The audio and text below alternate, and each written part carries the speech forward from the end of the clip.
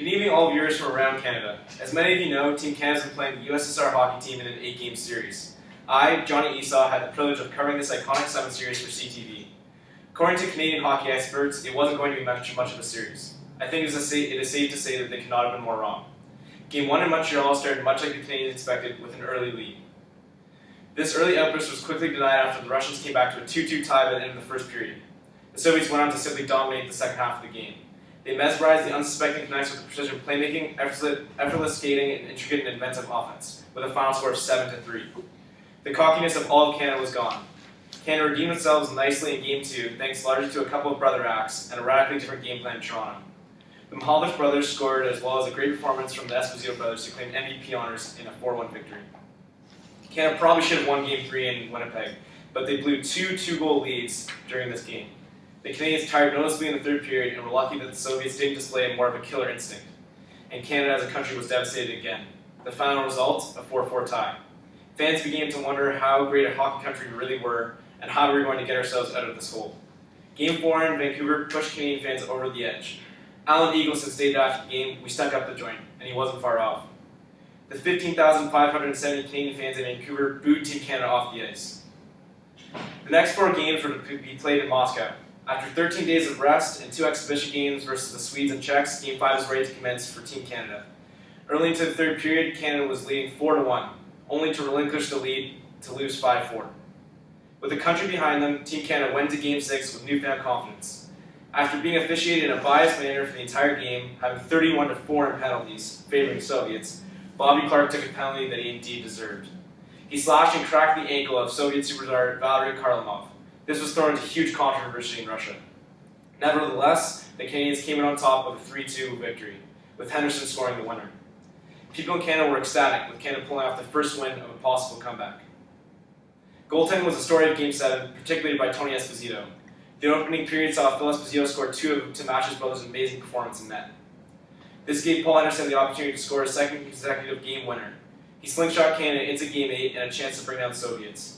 After much debate over who would officiate Game 8, and Canada threatening to pull out of Game 8 if the same West German officials from Game 6 were to officiate, the battle was on.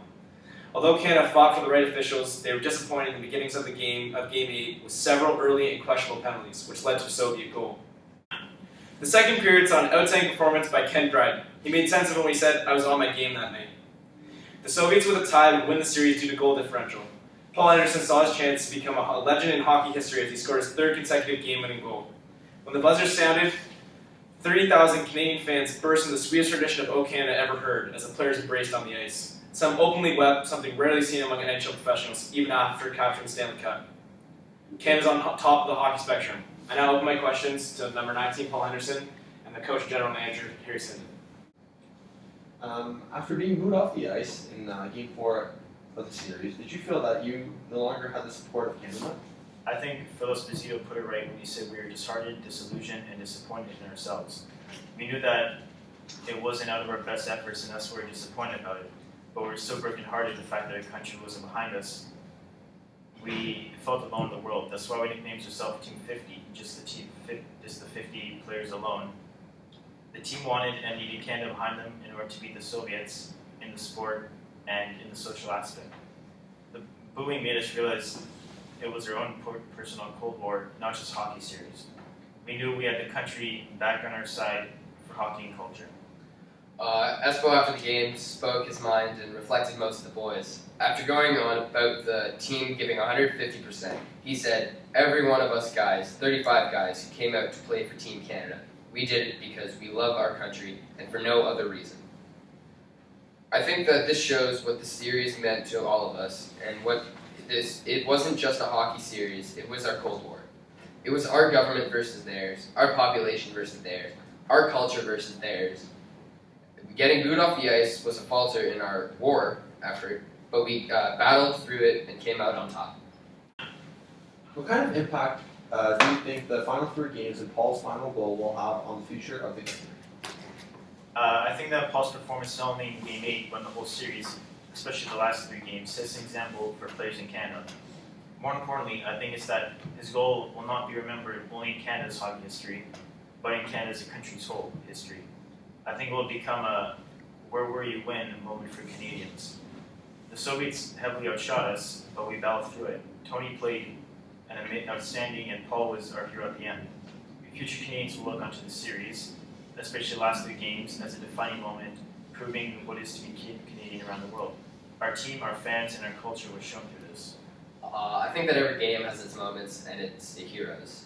I was lucky enough to have been able to score some clutch goals, but it would have been nothing without my team in Canada. Game 6 had some poor officiating and Bobby Clark throwing off the Soviets with a slash. Game 7, Tony and Phil coming up huge with goals and unbelievable puck stopping. Game 8 had Ken saving the day with some key stops in the second. Once again, I was fortunate enough to be able to score some goals that pushed us over the Soviets. I think that those last 3 games united the country more than any other. Our team was good, but our country is better. What kind of preparations were made to make the trip to Europe? Did you feel safe knowing that you were going into the communist Soviet Union? I think that the entire team was scared of going to Russia. It's the Cold War, and we know that anything can happen at these events. We saw a fight in the stands, including players during Game 8, so anything can be expected. As a team, we brought everything we needed from Canada: food, water, clothes, pillows, and the essentials. If we were talking about the Mahovlich brothers, they checked everything for communist bugs. Light bulbs, lamps, bedposts, absolutely anything. But it's the time that we are in right now, they felt it was necessary. Last question. What mark do you think the series will leave not only on hockey in Canada, but Canada as a country? Well, this was the first time ever that the best of Canada faced off against the best of Russia, and we came out on top. Our microcosm Cold War is over and we won. Everything in Canada shut down during the Game 8. That's how it should have been, and that's united as a country. Those 3,000 Canadians in Moscow belting the national anthem shows what it means to be Canadian. We didn't solve any of our problems through violence in our country, but through hockey. That is the mark it leaves what it means to be Canadian and what it means to be part of the best country in the world. After Cornelius' goal, when Alan Eagleson pushed through some Soviet military men to make sure that the tying goal was announced as the goal light was not turned on, that was the defining moment.